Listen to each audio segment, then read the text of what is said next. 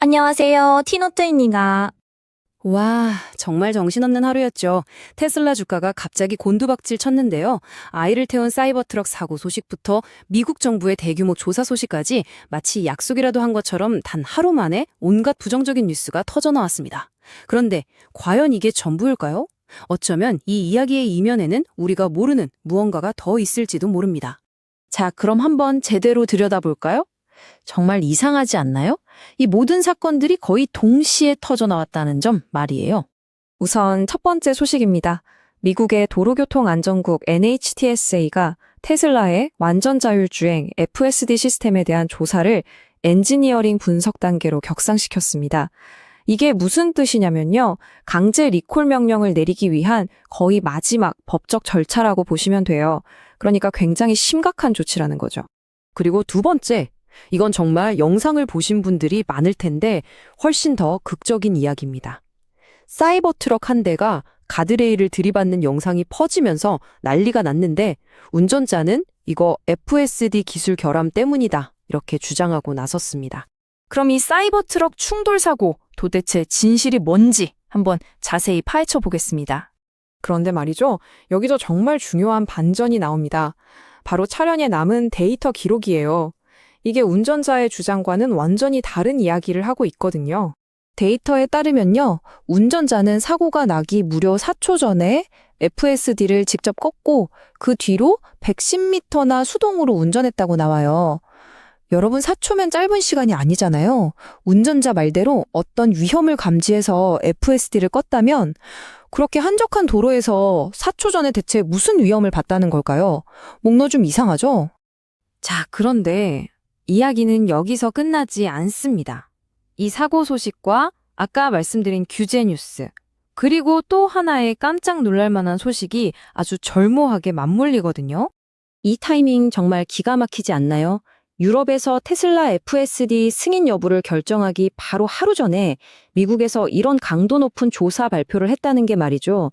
이건 뭐 유럽 쪽을 압박하려는 의도가 너무 뻔히 보이는 거 아니냐, 이런 해석이 나올 수밖에 없습니다. 그리고 바로 이 시점에 마치 기다렸다는 듯이 우버와 리비안이 손을 잡고 로보택시를 개발하겠다고 발표합니다. 그런데 이 차트 한번 보세요. 테슬라와 리비안의 자율주행 데이터 격차가 얼마나 어마어마한지 한눈에 보이죠? 2.5배도 아니고 250배도 아니고 무려 2,485배입니다. 경쟁사들이 이제 막 손을 잡고 따라가려고 하지만 시작 전부터가 비교가 안 되는 거죠. 이번 뭐 따라잡기가 거의 불가능한 수준이라고 봐야 합니다. 자, 규제, 경쟁, 여기서 끝이 아닙니다. 이제 미디어 쪽에서도 공격이 들어오기 시작해요. 아주 유명한 자동차 유튜브 채널에서 FSD를 저격하는 영상이 올라왔거든요. 구독자가 무려 1,100만 명인 영국의 카와우라는 채널인데요. 제목부터가 아주 자극적이죠. 테슬라 자율주행은 쓸모없다. 파급력이 엄청날 수밖에 없는 영상입니다. 그런데 이 영상을 꼼꼼히 뜯어보면요, 정말 황당합니다. FSD를 테스트했다고 주장하는데 사실은 그냥 기본 오토파일럿이었어요. 심지어 FSD가 법적으로 허가되지도 않은 영국에서 고속도로 주행을 위해 설계된 기능을 뜬금없이 도심도로에서 테스트한 거죠. 아니, 구독자가 1,000만 명이 넘는 전문가들이 이 차이를 몰랐을까요? 이건 실수가 아니라 의도적인 왜곡이라고 볼 수밖에 없지 않을까요? 자, 이렇게 사방에서 공격을 받고 있는데 테슬라는 그럼 가만히 있을까요? 천만에요. 테슬라의 대응을 보면 이게 단순히 방어하는 수준이 아니라 훨씬 더 거대한 장기 전략의 일부라는 걸 알 수 있습니다. 곧 나올 FSD 새 버전이 바로 그 신호탄인데요. 일론 머스크가 이걸 퍼즐의 마지막 큰 조각이라고까지 표현했어요. 이게 왜 중요하냐면요. 이제부터는 단순히 데이터를 따라하는 수준을 넘어서 진짜 인공지능이 스스로 생각하고 판단하기 시작한다는 뜻이거든요. 바로 이 지점에서 로보택시의 꿈이 현실이 되는 겁니다. 그리고 이게 다가 아니에요.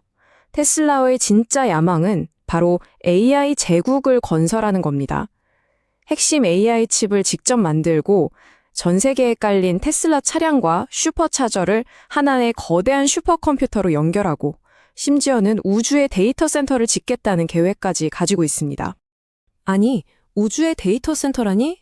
이게 무슨 공상과학 영화 같은 얘기냐고요? 그런데 이걸 어떻게 가능하게 할지에 대한 구체적인 계획까지 나와 있어요. 가장 큰 문제가 우주에선 공기가 없어서 컴퓨터 열을 식히기 어렵다는 건데 이걸 해결하려고 거대한 방열판, 그러니까 라디에이터를 우주에서 쫙 펼쳐서 열을 내보낸다는 겁니다. 정말 스케일이 다르죠? 경쟁사들은 감히 상상도 못할 수준의 장기 비전인 겁니다. 자, 오늘 이야기들을 쭉 종합해 보면 결국 이 질문으로 다시 돌아오게 됩니다. 유럽의 중요한 FSD 승인 결정을 코앞에 두고 이렇게 동시다발적으로 터져나온 악재들, 과연 이게 정말 게임의 판도를 바꿀 기술에 대한 누군가의 치밀하게 계획된 공격일까요? 아니면 우리가 진지하게 귀담아 들어야 할 정당한 안전 문제 제기일까요? 판단은 여러분 각자의 몫입니다. 지금까지 티노트였습니다. 감사합니다. 오늘 내용이 유익하셨다면 좋아요와 구독 꼭 부탁드립니다. 제가 다음 콘텐츠를 만드는데 정말 큰 힘이 됩니다.